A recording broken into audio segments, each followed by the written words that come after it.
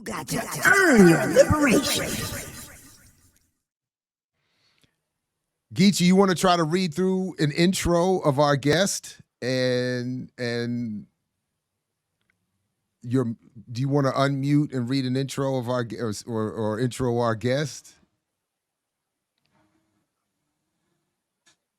I can try, but Ooh, it that doesn't delay, seem like boy. it doesn't seem like I'm on. It seems like I'm hearing y'all. It seems like I'm hearing y'all perfectly, but I guess if it's delay, I can't tell. So, yeah, I'm sorry. I'm trying. I got a new computer and everything. The internet is fucking up, I guess. Who knows? But so, Mika Gadsen is a potential mayor in Charleston. She's running for mayor in Charleston. And there's been some controversy around them leaving her off of debate. And I think compared to everybody on the platform, she has the most radical politics, but I want her to introduce herself more so than me. I don't think I can do her justice. So we can bring her on and let her introduce herself, and then we can get into the interview the best way I can. Again, I'm sorry for all the delays and shit. Mika, welcome. Good morning. Thanks for joining us. Thank you for having me. Long time fan, long time listener, first time caller. Seriously. Look at that sound. Look at that video. Look at it working all in time. Geechee, pay attention. You gotta get that Ethernet cable, bruh. Gotta get that Ethernet hooked up. Nah, I Twitch stream, so I definitely can sympathize. Seriously, thank you all for having me. When Geechee reached out, I saw Geechee causing mad, stirring some chaos, being a social irritant like myself in chats with regard to local Charleston, South Carolina politics at the municipal level. And it was really encouraging to see Geechee really use his voice to speak truth to power. The incident that he's speaking of, y'all, I'm Mika Gadsen. Hey, hi, Shirley. I'm Mika Gadsen. I am the daughter of Jim Crow refugees. I was born and raised in Jersey, but my parents are both from the Gullah Geechee corridor. My dad is from Wadmalaw Island, which is just down the road. It's in Charleston County. My mom is from Eastern North Carolina. They met in New Jersey after they left the Jim Crow South in the mid to late 60s. And I returned to the South. I've never left the South, honestly, even though I'm born and raised in New Jersey. My parents being from the South, I've always had one foot in the North, one foot down here. But I finished high school down here. Went back home to New Jersey to get my degree in political science and English in New Jersey City University. But I returned back home in 2014 after spending a decade in Philadelphia after graduating. And I came down here trying to affect change. And I also grew in my political understandings. I was always a campus organizer, always had a liberative quality to my work. But here in Charleston, for those who are unfamiliar, Charleston's a very peculiar place.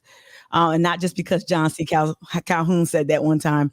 It really, Charleston, I think, South Carolina, and listening to that conversation that was going on before me around labor, the way that South Carolina is able to put down rebellion so successfully, so viciously.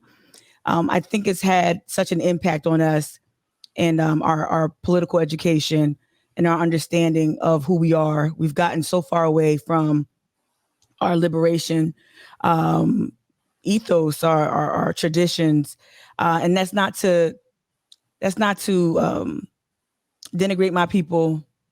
That's not to berate my people. It's just been really difficult here to help people make contact with not just the things we love to celebrate, the foodways, the cultural expressions, but to help us connect with our tradition of rebelliousness, whether it be the Combahee River Raid or whether it be more subversive practices. And so I decided to run for office. Long story short, decided to run for mayor of Charleston. And folks not having it right now. Folks are not having it, and so they've went as far as to exclude me from a major forum, albeit held by the Chamber of Commerce. I understand the conflicts with that. It wasn't that I wanted to be at the Chamber of Commerce, but you were not going to exclude me, Black woman. You were not going to exclude me based on some arbitrary guidelines. And so I think Geechee caught on to that story, and here I am today. I don't know. I just wanted to pause because I don't. One of the things that so Chris,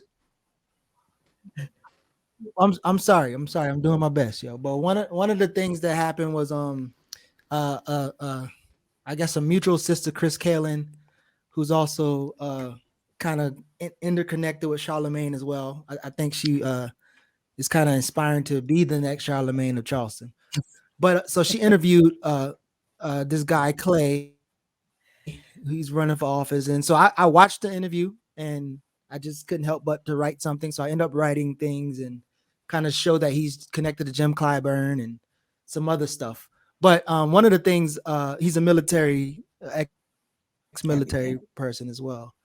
But on the post, we talked about, the concept of being anti-imperialist or being anti-capitalist. And I know you mentioned something about being anti-imperialist. I did kind of look through some of your stuff and realized that I'm a left, but I want you to kind of explain your idea of anti-imperialism, and then like what's your platform on? Like, what are you running? Yeah, I want to make it clear. Look, I've been on numerous leftist, pardon me, y'all, numerous leftist platforms. My politics are leftist. I just want to make this really clear. This is just the way I get down. I don't subscribe to rigidity, right? I particularly feel that way. I've been in I've been in spaces that didn't allow for grace, right? So I think if you only go off Instagram and you don't engage with me, you and I have not had a conversation one-on-one. But I, again, really appreciate this opportunity. I'm not trying to sound defensive, but yeah, if you look at my social media platforms, you're going to see a lot of things. You're not going to see a lot of things that have been archived or removed for various reasons. But I am a leftist. I do not believe in imperialist leadership. I don't believe. Look, Clay Middleton. I don't need to down the brother. It is what it is. He's a Clyburn, Obama, Clinton, whatever, acolyte, whatever you want to say, and also a byproduct of not just the military. He went to the Citadel, which is a choice, a very specific choice, right? So the brother's probably been groomed in a way to occupy a certain space. So his ascension was already carved out for him. A lot of the things that he represents politically are not, beyond being African American, beyond being a Gullah Geechee descendant. I don't have much similarities with him. But for me, I do not see myself as someone who thinks that what America is doing here and abroad is just. I just did my 9/11 stream on Twitch on Monday, my annual 9/11 stream, as someone who was in Jersey City during 9/11 and became quite radicalized on campus. I understand what America has done to destabilize so many regions. And as a climate activist, I understand those ramifications quite well. But if you can't really find my politics on social media. It ain't built that way. I'm not built that way. I just wanted to say that as a 42-year-old curmudgeon. I think we like to try to, I think that is a byproduct of capitalism a little bit. I really do reject labels and rigidity very actively. And I know that confuses people, but it's actually, I'm comfortable with that. But if you want to know my politics, you definitely can ask, and you just did. So it's cool.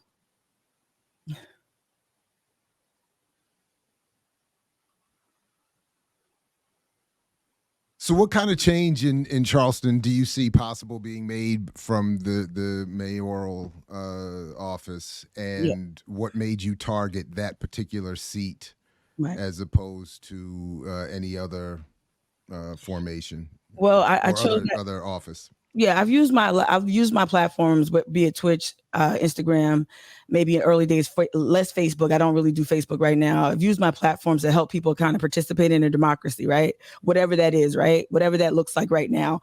That's including everything from media literacy to literally live streaming our city council convenings and certain special convenings at various government levels. We all have access to whether it be census data or data that's been released by our local municipalities through a demographer. Charleston has flipped population wise in staggering ways. We've lost about, I think in the last 10 years, according to the census, 7%. We lost significant residents of color, Black residents specifically here in Charleston. Gentrification in 2017, we were the #1 city in the country for gentrification. Our sister city next to us, North Charleston, is the #1 eviction leader in the country. Right. So I'm seeing how our folks aren't really engaging at the municipal level with their government where they can affect change that immediately impact them. I'm thinking about TIF districts. I'm thinking about bids. These are things that become more and more popularized, and even more the way they're even engineering the TIFs. They ramped up the extraction from historically Black communities. So you're taking from Black schools, you're taking from Black neighborhoods, Black city operations, right? To do what? To give sweet kickbacks to corporations, our developers here. And I think one thing that everyone probably might know most readily is that tourism is like the biggest industry here. And it's not just your regular tourism. It's tourism where they are selling an antebellum fantasy. They are selling whitewash, completely ahistorical versions of history where we are performing our oppression. All right. And so they've commodified that pain, and a lot of that wealth that started on the labor camps continues to create a lot of these families who date way back. They're still in power. Their names, they own the paper. Literally, they own our local paper. They run our local historic societies. We know that Charleston was the first historic society in the country, which is our version of redlining. We don't have redlining like Chicago. We have redlining through preservation, historic homes being taken from Black families and given to either firms or white developers. So I felt like at the municipal level, me as mayor, I could start to make some of that more plain for folks, which I think I've done successfully, but also steer the city in a different direction to where we have more control over some of the resources that have literally been pulled out of our communities. I know what that sounds like. I know that's a big lift. I'm not delusional, but someone has to at least make the argument. And we've been failed by our leadership. We've been failed by Clyburn. We've been failed by a lot of these Democrats here, Jamie Harrison, right? Who's my opponent's former boss or current boss, right? We've been failed by these policies time and time again. They come into our neighborhoods and they distract us with representation and Black excellence and Black consumerism.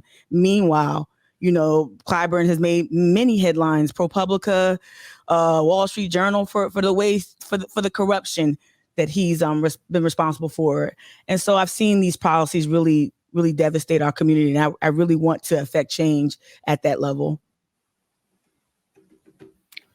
Can you go into, I'm happy that you have, embedded within your larger platform, sustainability and it's EJ or environmental justice. Yes. Can you expound more and go into that, especially as it relates to the South? Yeah, which is really suffering the brunt within the U.S. is suffering the brunt of climate disruption. Yeah, pardon me. For the work I do, I'm currently the co-chair of a group called the Friends of Gadsen Creek. Gadsen is my last name, but it's just a coincidence. Being a descendant of the formerly enslaved, like Gadsen is everywhere. Everyone knows a Gadsen something. So I just want to say that, but I'm the co-chair with the Friends of Gadsen Creek, which is an environmental justice organization. And it's through that work that we've been advocating directly for and standing with residents of the west side of Charleston. We informally call it Back to Green. So Back to Green or Gadsen Green is where there's a large swath of public housing. And there was this creek there. It used to span thousands of acres, but we've documented since the late 30s, when a tornado came through and devastated this Black community, we've documented using the archive, going to the city hall and literally going to the archive where things are not digitized.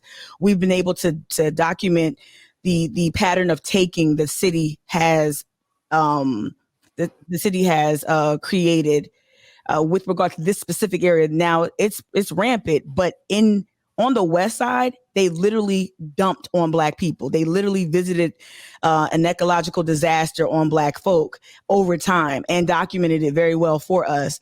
So that issue has been the cornerstone of not just my campaign, but the cornerstone of my work as an environmental justice organizer. And so we're using that injustice, using that history, leveraging that archive to make this larger point that, hey, this is a pattern. This is not an anomaly.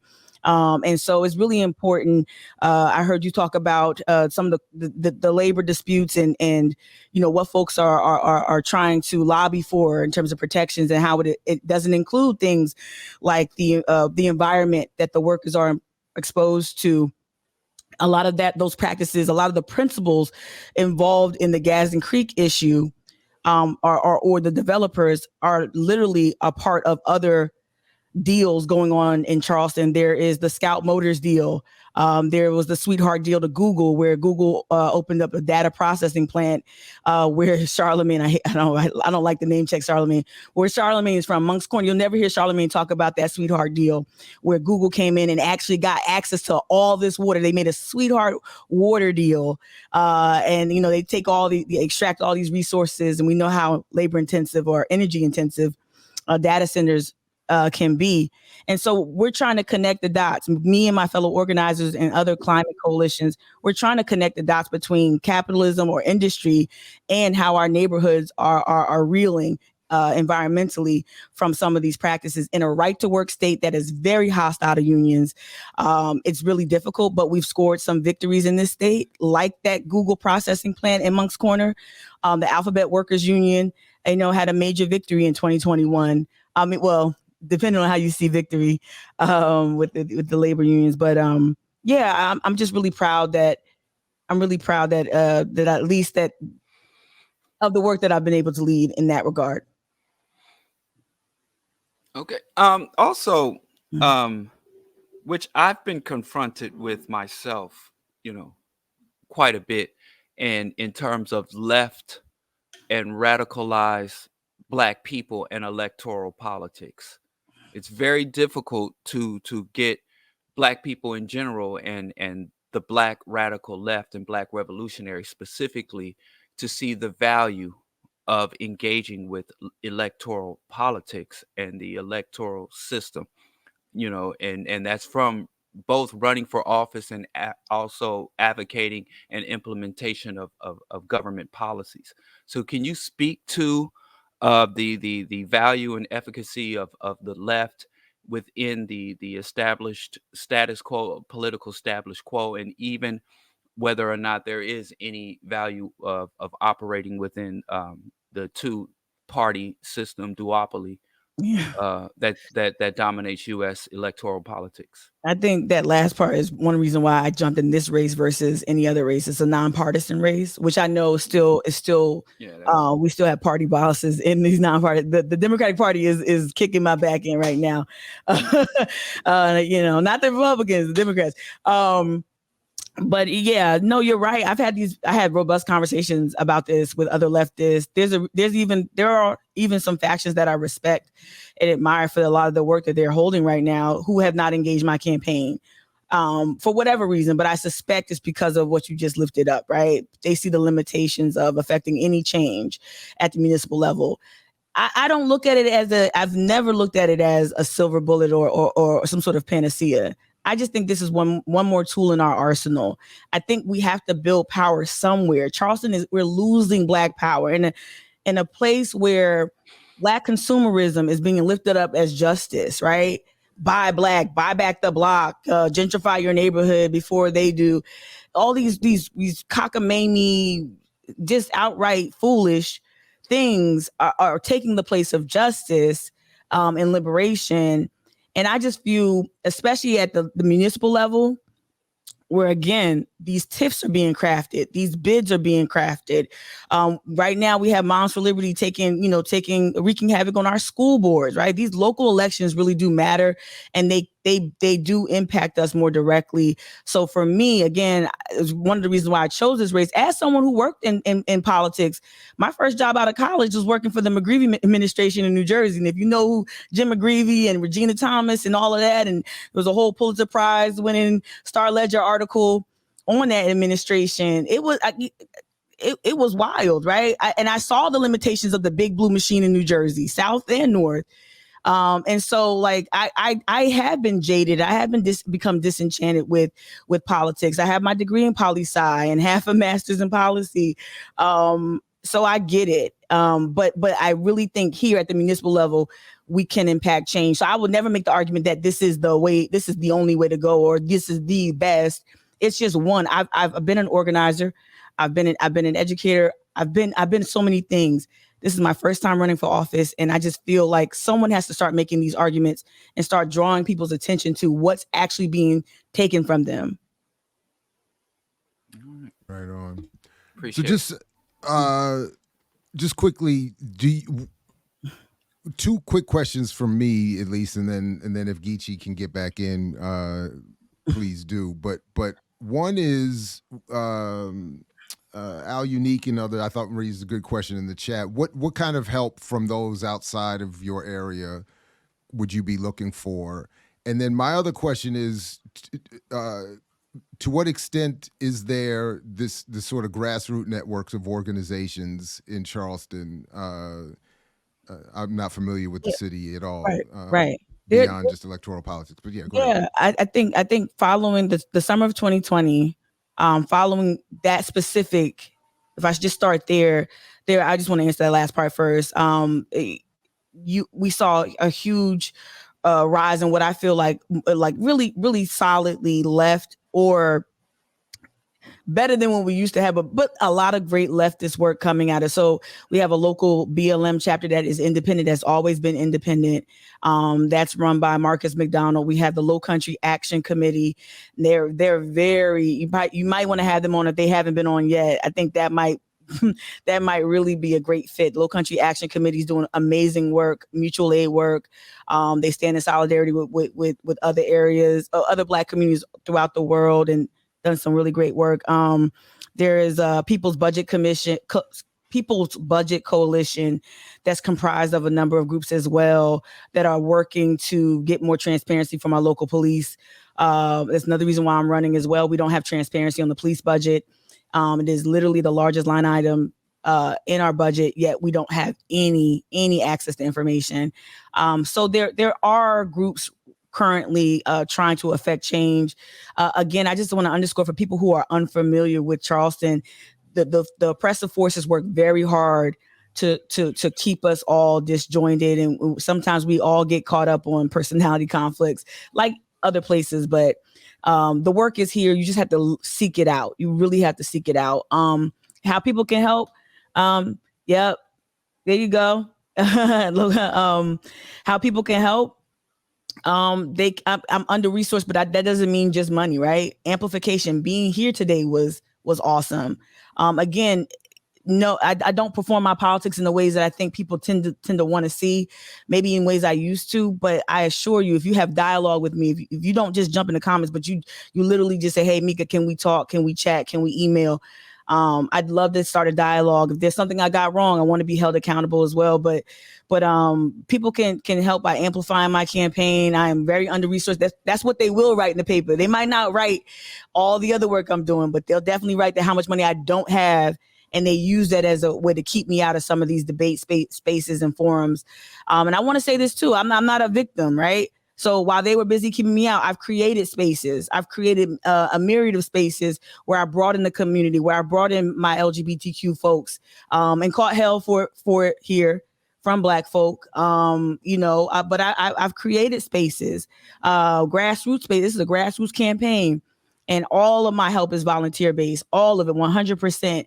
And so I've created spaces. I'm not just begging bowing and scraping to get in those places. I've created my own events and activities and book discussions to help advance this conversation.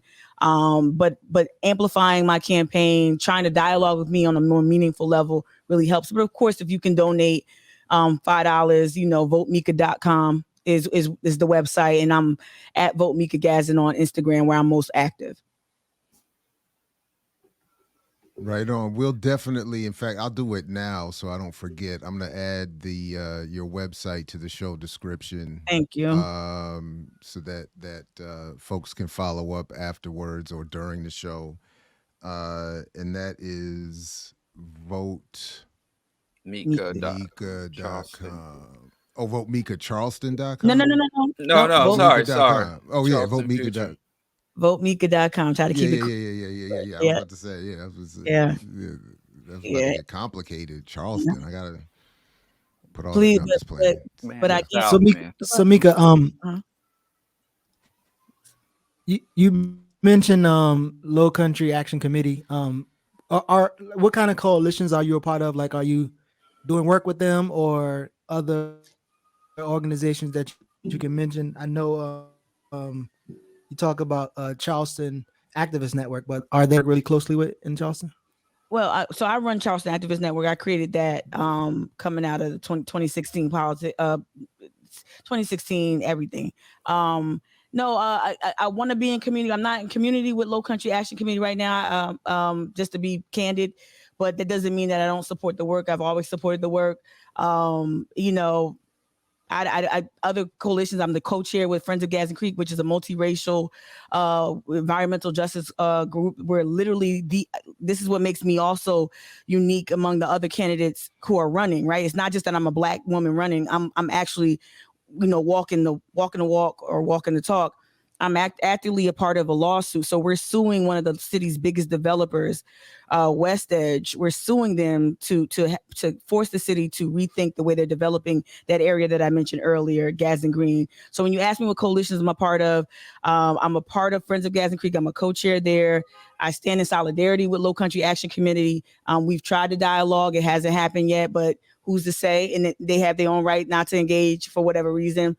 Like I said, Marcus McDonald with Black Lives Matter, the Transformative Teaching Collective, which is a worker-owned co-op of intellectuals and local professors and scholars from the African diaspora. It started, I believe, initially on the College of Charleston campus, but they've grown out of that. I've also done some work with CAGM. That's a multi-faith-based group. It's not perfect, y'all, but when a church is the Holy City, that's our nickname for Charleston. When this group can mobilize 1,500 people to come out there and tell the police to do right, I'm going to stand in solidarity with CAGM. So, and Low Country Action Committee has also worked with CAGM. So CAGM, those groups I just named. I don't do this by myself. I don't believe in individuality at all. And I've worked in the past with groups, but ebbs and flows, and this Charleston is difficult. But I'm also doing my thing Monday, Wednesdays, and Fridays on Twitch. It's very Black. It's very, very profane. It's very out there. On Twitch at 8:00 for like 4 hours. I live stream, so I try to really advance my message there as well. But I definitely stand in solidarity with a number of groups, even if we're not in community right now. Can you speak to? I see some people are grasping where you spoke on earlier, non-rigidity. Can you expound on that a bit? Yeah, I would just say this. Coming out of 2020, we had some very specific challenges here. Jamal Sutherland was killed at the Al Cannon Detention Center.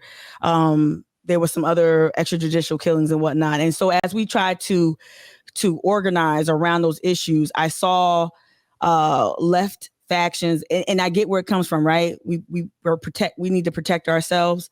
And also here in Charleston, y'all, this is the Low Country comprised of sea islands. We were once separated. There were no bridges. Before bridges, we were all separated in a way that protected ourselves. And I think that's a part of the culture here, even in organizing. I think that has spilled over into that. So I get why folks might be a little bit more rigid or rigid in terms of like who they let in and who they don't.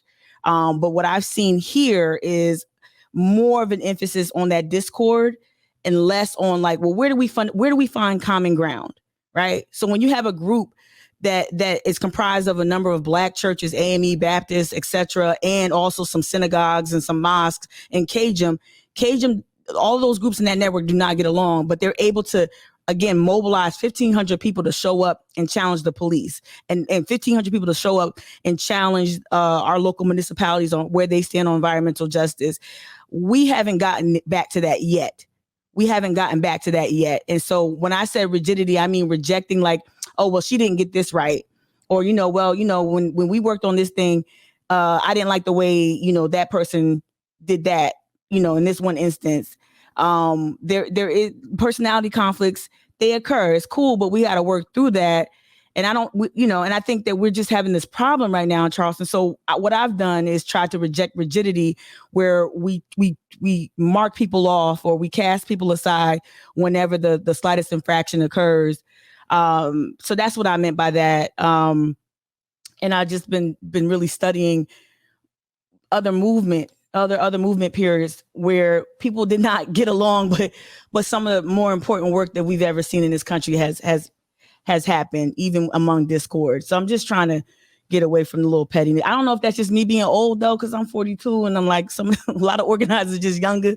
I don't know. I feel like the old lady shaking a fist at I feel among my contemporaries that are younger, like it feels like I'm just like out of step sometimes. I don't know. No, I'm just remarking it.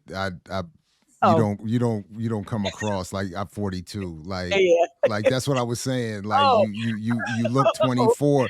It was only because I was trying to do the math on your education. You were talking about your education, your career. I was trying to do the math. I was like, how?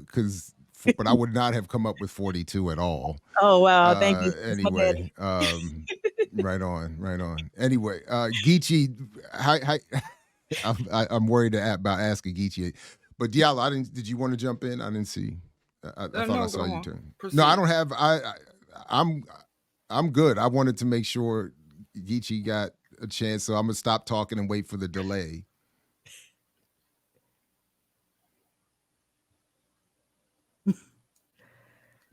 I think. Oh wow. And again, sorry for the internet and the delay and all this other shit. It's really frustrating for me as well. But thank you for coming on. And in terms, I listen intently to people and kind of see how they move, and then also see how other people. No. Okay, I give up. Yeah. No. Look, give me a chance. I'll say this in my dismount. Let me nail the dismount on some of my own bios. Give me a chance. I am who I am. It's not a mystery. If you see things don't look like it does in any other area, any other Black metro, I understand it optically. You probably see a lot of white people like volunteering, a lot of young students.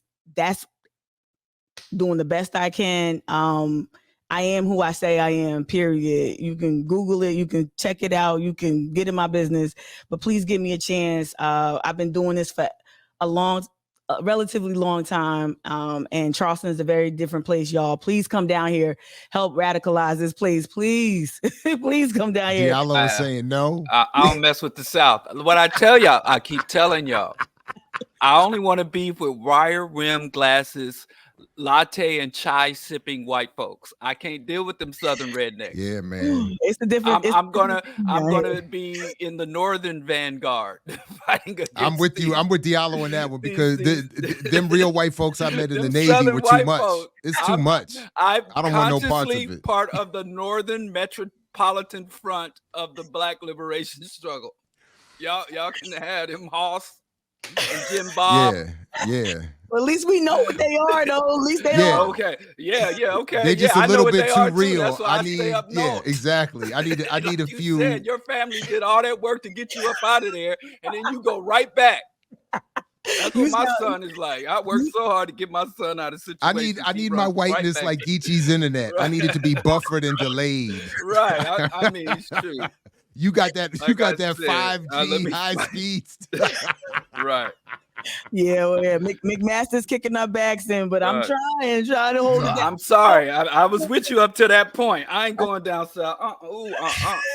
Nope.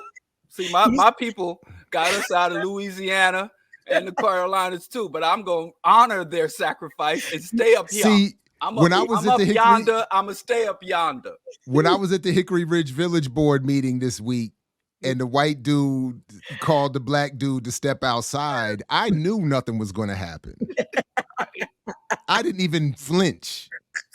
Didn't even need to. I knew nothing was going to happen. But in Charleston, Yes. they start calling you outside. It means something else. So Yeah. that's why Right, I can't. yeah. I can't. That's why I'm going to deal with these summer abroad white folks. He was like, come out here, let's sip a latte. Not these America first white folks.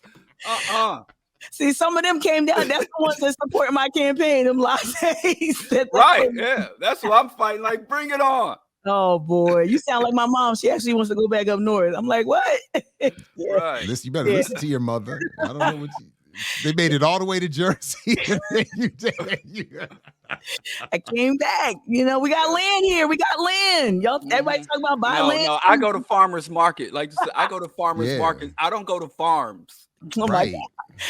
my God. Y'all talking farms. I said farmers market. You sound like me 10 years ago, bro. I'm saying, come on back up north. You talking about come down south. You said trap. You come back north. Okay. I'll have a Mason-Dixon plan in place in case things go left. Malcolm said if I'm south of Canada, I'm in the south. So I still here in Chicago, I still qualify as being in the south. So I'll do my work. So Mika, you don't know Public this, transit. but this is happening live as we are on air. You may not be aware of this, but we are the arrangement on EYL is if you don't show up, your replacement is automatically being auditioned. Yes. So I just want to let you know, Geechee is de facto absent today. Yeah. So if you are welcome any Friday morning, you want to come back and talk more about your campaign and update us, you can take Geechee's spot any Friday. Yeah, you come back, talk about unions, talk about Charleston, you can talk about those real white folks you're dealing with down there. You can do all of that. And we'll just leave Geechee in his delayed vacuum space. Look, I ain't gonna do my brother like that, but I will say this for real. I've been a long time fan. I will put Black Power media on and let it just loop. I really love the work and the discussion. You are heightening the level of discourse. It's really been like transformative. Seriously, it makes me homesick. Now that you mentioned it makes me homesick for Newark, for Jersey City, for Philadelphia, where I've lived, and so yeah, Shirley, thank you for that. I ain't gonna do my brother like that, but if he ever has you're not replacing Geechee, you're replacing Renee. Oh, the token that's female. True. Renee, the token woman. We have to keep looking for Geechee. Yeah, we gotta just get the brother some fiber. I got fiber internet in this building. We gotta get him some fiber. We have 2 slots. We got Geechee slot and the token female slot. So come on, yeah, right on. Renee messed around and had to go back to work. So you snooze, you lose. You know what I mean? You know. Yeah, I seriously appreciate it. Have me back anytime, even if it's just do something menial. I really would love to just, keep this going and invest in this, pour into this the way that it's pouring. Oh, no, it's about to happen. I'm set up. I got it. I got everything. Clearly. Everything. So the link is in the show description. Thank y'all. Vote. Vote Mika. Yeah. Donate if you ain't in there. Shout out to if you got enough sense to stay out the South, you can still send some money. What they call that when people send money back to the Caribbean? I forgot. Right, they had the remittances or something like that. Yeah. I can't do it to the South. Oh, look at Renee. See, Renee had to move. Renee had to do weekends, so she'll be on. That is true. Tomorrow morning, 11 a.m. Come on back. We got some Renee wrap up. Really, that's what I should have I should redo the cover photo. It's the Renee wrap up. DEI slot open on EYL.